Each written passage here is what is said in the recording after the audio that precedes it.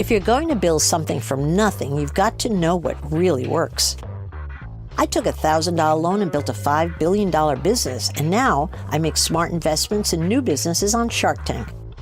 This is Barbara Corcoran, and you're listening to Business Unusual. Today on Business Unusual, I'll answer your questions about business, motivation, life, or anything else on your mind. But first, how to overcome self-doubt. You might think you need a fancy psychiatrist to teach you self-esteem and overcome everything wrong that happened in your childhood. Well, you're wrong. Listen to me instead. When I was a kid, I was the dumb kid in school. I couldn't learn to read or write until I was in 7th grade. That's a bummer.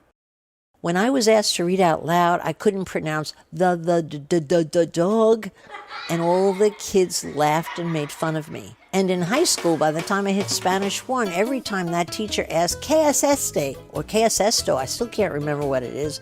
All the kids in the class would shout out the wrong Spanish word and then laugh at me when I mimicked because I was so desperate for an answer.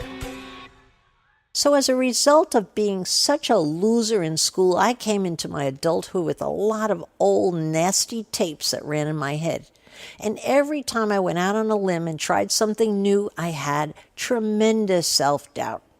When things didn't go my way immediately, I would think, oh my God, I shouldn't be here. I shouldn't have asked for this. I don't belong here. I should be back, blah, blah, blah, blah, blah.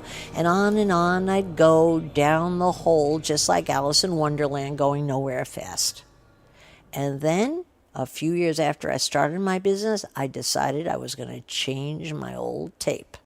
After that, when people intimidated me or talked down to me or simply dismissed me or didn't give me the time of day, even at a social setting, I didn't allow myself to play those old tapes in my head. I replaced them with my new tapes. And they went like this. Oh, Barbara, you're amazing. You're a genius. You're incredible. You're gorgeous. They're so lucky to have you. Oh, my gosh. You grace them with your presence. And what do you think happened after doing that for a few years? I actually believed my own bull crap. But guess what? It built my confidence. So if you're wrestling with your own self-confidence, let me tell you, be careful about the tapes that are playing again and again and again. The old stuff racking your brains and making you go to the wrong place. Instead, start giving yourself a new dialogue. Write it down. Own it. Keep saying it again and again every time you have self-doubt. Believe me, it's cheaper than a shrink, and it will do more for you. And now it's time to answer your questions on Business Unusual. Hi, Barbara. My name is RV, and I'm from Edmonds, Oklahoma. I was wondering what you think is a good balance between an entrepreneur who maybe listens to everything you have to say and an entrepreneur who likes to go his own way and do their own thing. All of the best entrepreneurs I've worked with to date listen very carefully to everything I suggest to build their business. After all, I've built a successful business, and I've lived it all, and I know a lot of answers. But after they leave my office with all of my suggestions, a funny thing happens. All of my best entrepreneurs totally ignore my advice and do exactly as they please. And here's the point. Great entrepreneurs listen to their own counsel. They collect information, but in the end, they always trust their gut. And that's exactly who I want to put my money in.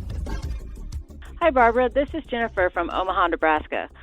I'm feeling kind of stuck and having a hard time getting through some challenges I'm facing. What do you think I should do? I'm afraid there's no shortcut on this one, Jennifer. You just have to belly out every obstacle you hit and get through it. The key to building any business is not how good your idea is, how hard you work, who's helping you out along the way, how much money you've put in. Lots of people think that's key. I can tell you. The key to building a business is when you slam yourself into a wall, or everybody tells you no, or you can't meet your bills because you don't have enough sales. That's when the going gets tough, and that's when you got to get tough to meet those challenges. You got to get over it or find yourself a regular day job. Hi, Barbara. It's McKinley calling from London, Ontario, Canada, and I'm wondering what you think the best or smartest investment a young adult can make today. Thanks. McKinley, that's such a broad question, but if I had to pull two things out of the air that apply to everybody, I would say, number one, try to get your hands on your first piece of real estate. I say that not because I've been a real estate broker my whole life, but because I've seen what happens when you don't get into the real estate game really early. You have nothing to trade with as prices go through the moon, and they do that every 10 years. And you don't want to be left behind. So, even if you could afford the tiniest studio, and that's all you have the cash to put down, or even borrow the money from friends or family, get it down and get your hands on that studio, because then that allows you to trade up to a 1-bedroom later on, then a 2-bedroom, and it allows you not to be left behind. The other thing I would definitely say is worth the money and the investment is go out and buy yourself one great outfit. Now, that might sound frivolous to you, but I spent my first commission check of $340 on a brand new coat, and I can tell you wearing that coat for the next 4 years made me feel like the success I would soon become.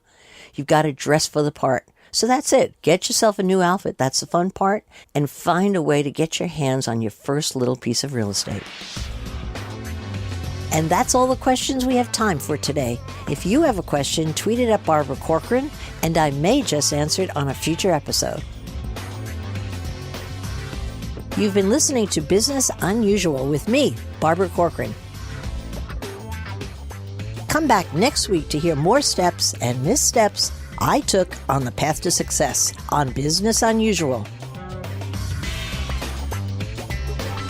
Business Unusual is part of the iHeartRadio podcast network. Be sure to follow Business Unusual on iHeartRadio or subscribe wherever you listen to podcasts. Our executive producer is Sandy Smallins for Audiation. Our mixer is Dave Savage. Chris Peterson is Senior Vice President of Podcasts for iHeartRadio.